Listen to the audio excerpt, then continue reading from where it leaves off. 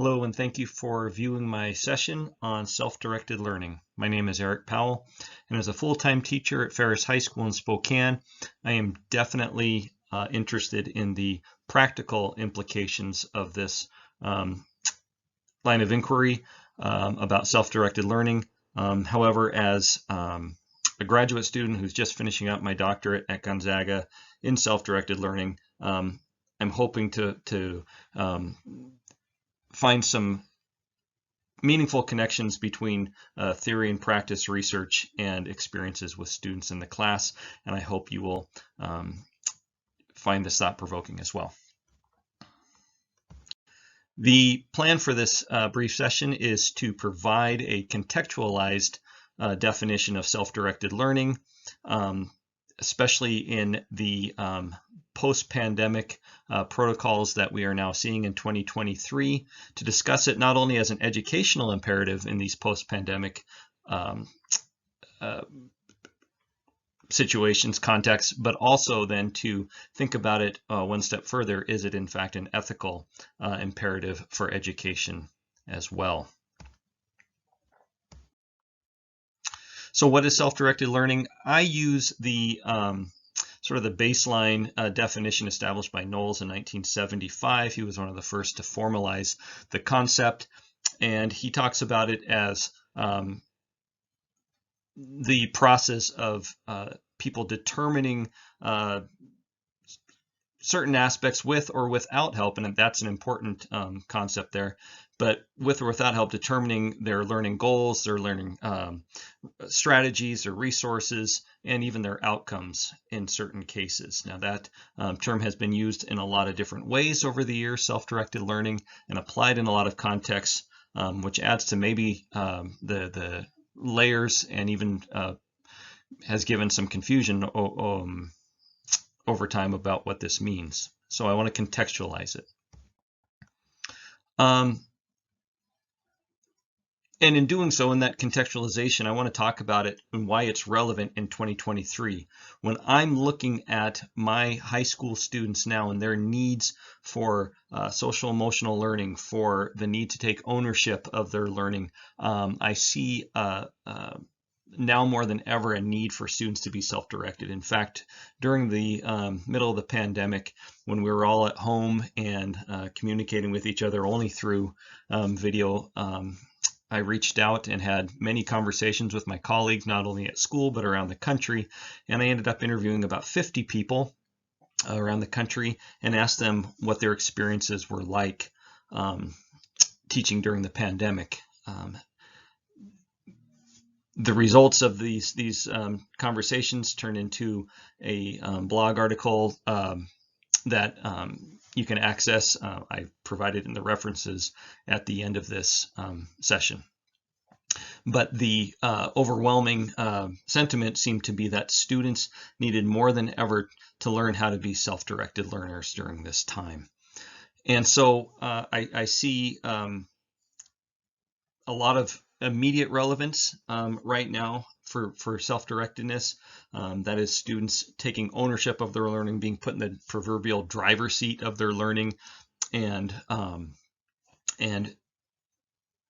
being offered the opportunities to choose their priorities more than ever, rather than just being told what is important and what they should know. In that sense, I think this plays off nicely off of the Freirean dialectical approach, and instead of looking at the old banking model of education where students are passive learners, it instead sets them up in that partnership with the teacher who guides them and is a problem-posing partner with them in education.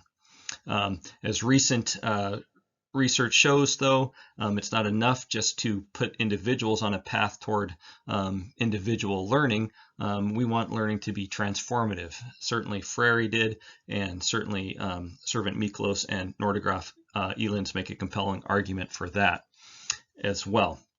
So how do we make this a socially transformative experience for students that builds off of yet another important bit of research from Tan, who talks about the exemplary person in the Confucian model, the empowered person who leads and influences others to live morally in accordance with the Confucian normative tradition. And I think that's really important, and it offers us some ideas for how we go about this with our students today. How do we empower them to be people who then have positive influences on their community?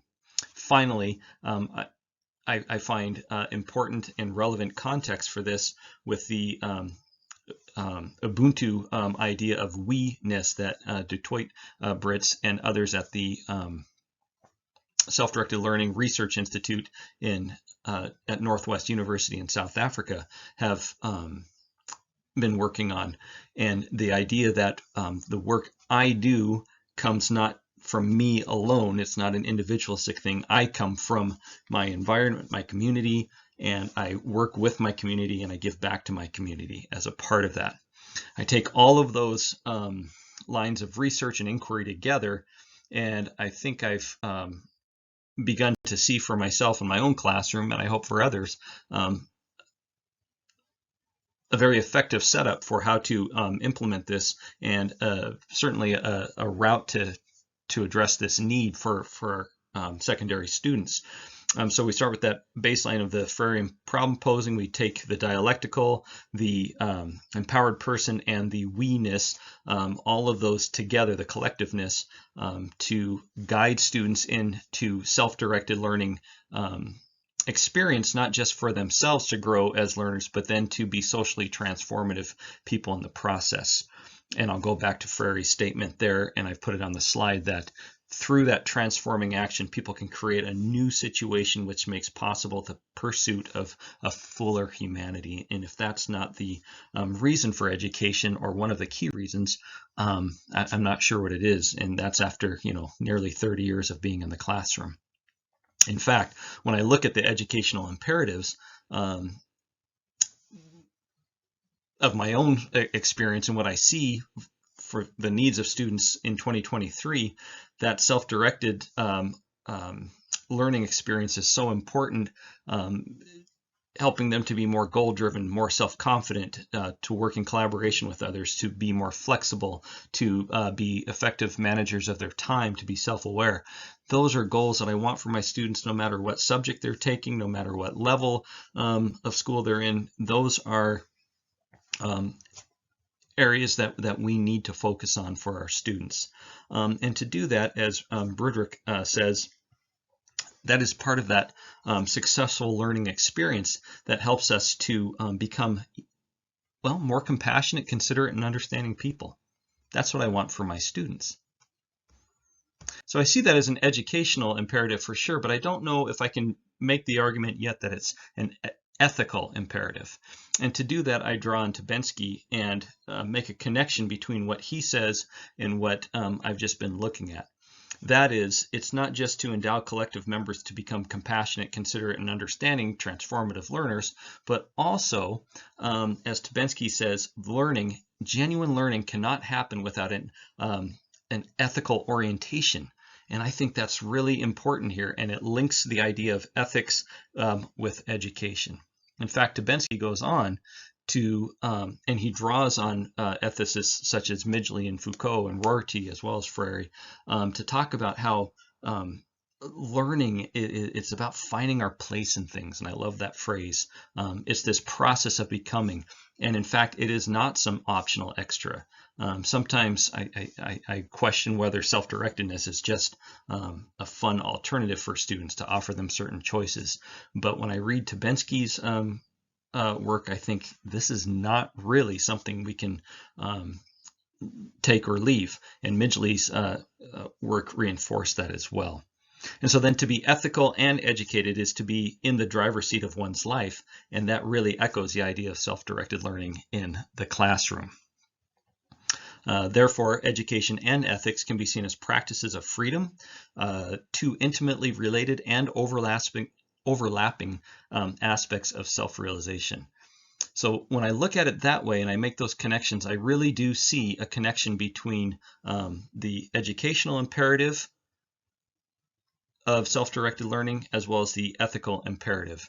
In fact, we need it now more than ever. When I look around the country at certain disturbing trends in education in certain states, taking away certain rights of inquiry, taking away freedom of inquiry with books and certain topics, I get very concerned, and I think that the ethical imperative here is to create those compassionate, collaborative, reflective, self-aware people of inquiry who can have those tools to say, this is important to me, this is what I believe in, this is how I want to study, this is what I want to study, and can you help me, can you guide me along, and can we make our community better together? So for me, this is an exciting time to take my practice as a teacher, blend it with the research I've done for this doctorate, and to explore it together with my colleagues, explore it with my students, and see what we can do to transform our own learning community in different ways. And I hope that it was informative for you. If you have any questions or a desire to reach out and talk further about this, you can see my contact information at the bottom of this slide, as well as the references that I used for this presentation. Thank you so much. Have a great day.